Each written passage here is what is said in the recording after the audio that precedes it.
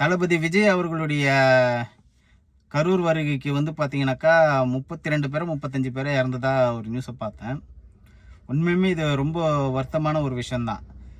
இப்போது தளபதி விஜயை வந்து இந்த இடத்துல நம்ம குறைய சொல்ல முடியாது. ஏன்னா கரெக்டான இடத்த கொடுக்கல இந்த டிஎம்கே கட்சி. பதறாங்க, பயப்படுறாங்க. திருச்சிலேயே இம்ப்ளிமெண்ட் பண்ணியிருப்பாங்க, ஆனால் அங்கே செய்ய முடியல.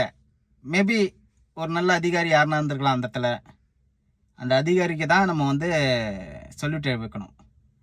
ஆனால் இந்த இடத்துல இம்ப்ளிமெண்ட் பண்ணிட்டாங்க. அது எப்படி அது இந்த மாதிரி ஆயிடுச்சுன்னு சொன்ன உடனே செந்தில் பாலாஜி அவ்வளோ வேகமாக வந்தார்.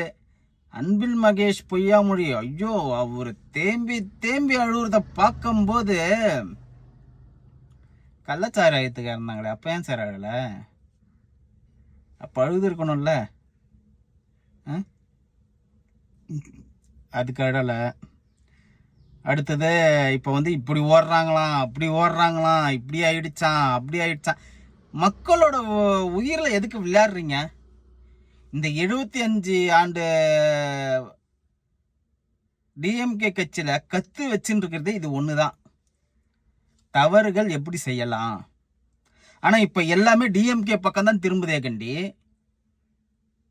தளபதி விஜய் கிட்ட நெருங்கலை. அப்போ என்ன காரணம்? இவங்க ஏதோ கொடுக்க வேண்டிய இடத்த கொடுத்துருந்தா பிரச்சனை கிடையாது. அது நீங்கள் ஏன் கொடுக்கல? அதே உங்கள் இது உனக்கா எப்படியெல்லாம் நீங்கள் கொடுத்துருப்பீங்க.